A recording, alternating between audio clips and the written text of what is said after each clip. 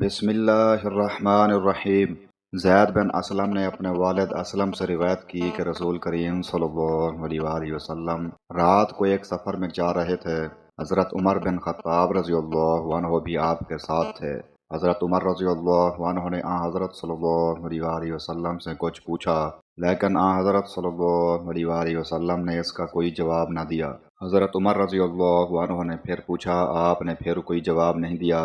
تیسری مرتبہ پھر پوچھا، اور جب اس مرتبہ بھی کوئی جواب نہیں دیا تو حضرت عمر رضی اللہ عنہ نے اپنے آپ کو کہا، تیری ماں تجھ پر روئے، تو نے حضور صلی اللہ علیہ وآلہ وسلم سے 3 مرتبہ عاجزی سے سوال کیا، اور حضرت صلی اللہ علیہ وآلہ وسلم نے کسی مرتبہ بھی جواب نہیں دیا۔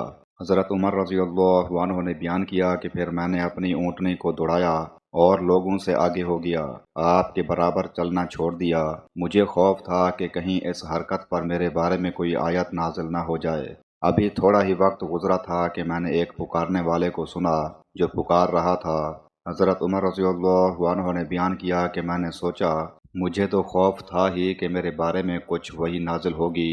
حضرت عمر رضی اللہ عنہ نے بیان کیا، چنانچہ میں رسول کریم صلی اللہ علیہ وآلہ وسلم کی خدمت میں آیا اور میں نے آپ کو سلام کیا۔ سلام کے جواب کے بعد حضرت صلی اللہ علیہ وآلہ وسلم نے فرمایا کہ اے عمر، آج رات مجھ پر ایسی صورت نازل ہوئی ہے جو مجھے ان سب چیزوں سے زیادہ پسند ہے جن پر سورج نکلتا ہے۔ پھر آپ نے سورہ اِنَّا فَتَحْنَا لَكَ فَتْحًا مُبِينًا کی تلاوت فرمائی۔ صحیح بخاری حدیث نمبر 5012۔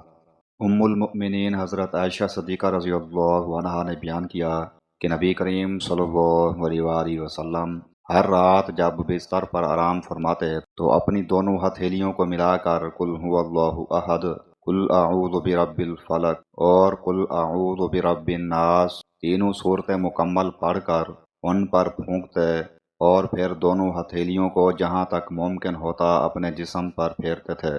پہلے سر اور چہرے پر ہاتھ پھیرتے اور سامنے کے بدن پر۔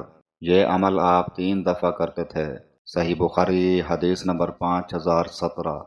حضرت ابو سعید خدری رضی اللہ عنہ نے بیان کیا کہ نبی کریم صلی اللہ علیہ وآلہ وسلم نے اپنے صحابہ سے فرمایا کہ کیا تم میں سے کسی کے لیے یہ ممکن نہیں کہ قرآن کا 1/3 حصہ ایک رات میں پڑھا کرے؟